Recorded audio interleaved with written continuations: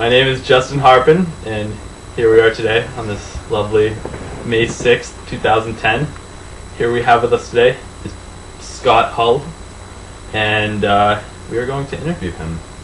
So, if you would, please state your name for the camera. Still Scott Hull. Still Scott Hull. And when were you born? I was born February 7th, 1971. Lovely. What war did you serve in? The first Gulf War. First. Did you serve for America? For the most part, yes. Were you a double agent? I can't tell you that. I don't. Okay. What branch of the military were you in? I was in the United States Navy. Okay. What rank did you achieve at your highest point? My highest point when I got out of the service, I was an E4. I was an electronics technician, second class, which is petty officer is what we call it. Okay. In what you did, what did you do? Basically, what I did was I helped build the submarine. Once the submarine was active, I helped monitor the reactor plant, which powered the submarine, made sure that nothing went wrong, make sure that no lights came on, nothing happened. Basically, I had the most boring job in the world. I sat at a panel and make sure nothing happened. That was my job. If something happened, that was bad. That was about it. Oh, okay. How long did it take to actually build the submarine? Took about, start to finish, took about 3 years. I was involved for the last 2.5. How long did you have to sit there and test every detail?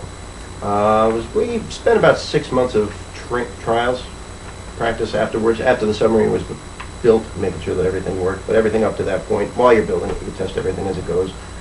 All the systems and the old computers are put in, make sure everything works. And then, how long did you spend actually on the submarine? On like a normal trip or something like that? What was an average trip? Average trip was about 3 weeks. We'd normally go out for about 3 weeks, come home for a couple of weeks, then go back out. We did go out for 6 months at one point, which was a long time. But I got to see a lot when I was out there, which was great. Can you say what you did on these trips, or is that classified? I can't tell you any. No, I can tell you a couple of things that we did. We did go to the Bermuda Triangle, which was awesome. We actually stopped the submarine right in the middle of the Bermuda Triangle, and we went to the surface, and everybody went swimming around the submarine right in the middle of the Bermuda Triangle. We lost 2 people, but that was fun. All right. Were they insignificant? Yeah, they were. Okay, that's fine then. And what places did you go while you were on the submarine? Went to mostly up and down the coast. We went to Puerto Rico, Bermuda, a lot of trips to Florida, down to Maine, or up to Maine.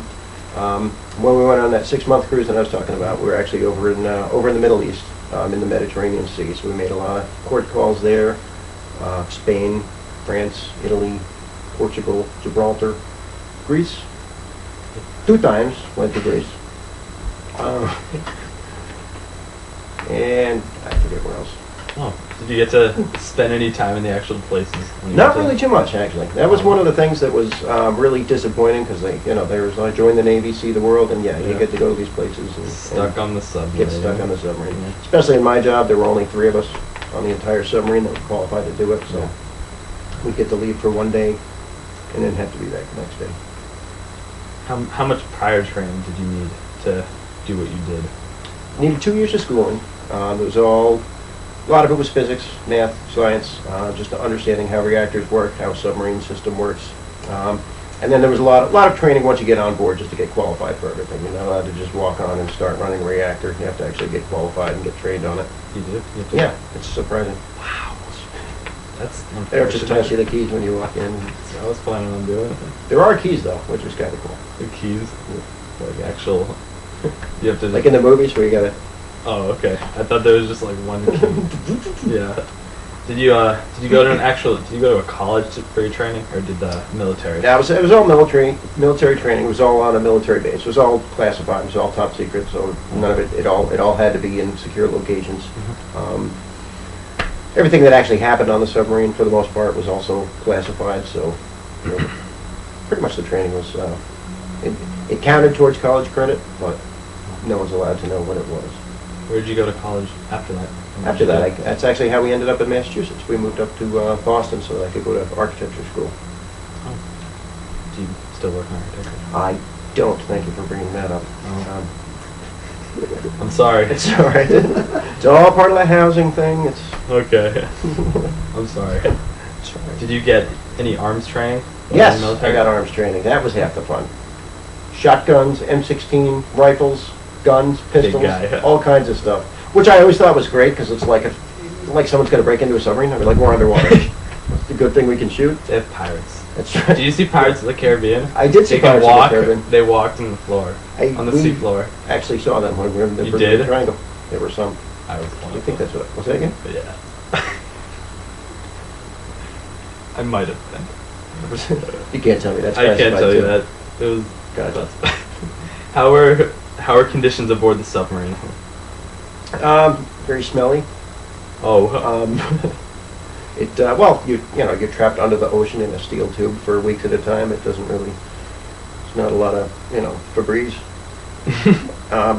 But and the food was pretty decent for like the first 3 days, and then you run out of food, so then Yeah. you're basically eating, canned Spam for the rest of the time you're out. delicious. Good times. Oh yeah. Did you make any good friends while you're I did. on the submarine? Made some very good friends.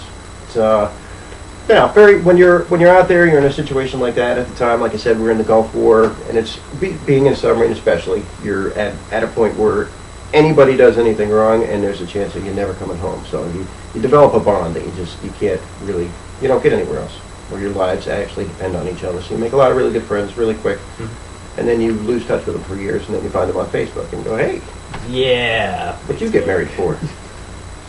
Go Facebook. Yeah. Go Facebook. You have Farmville? Play Farmville? I didn't play Farmville, no, but Darn it. I'm awesome in Mafia Wars. What level are you? I can't tell you. I'd have to kill you. Oh.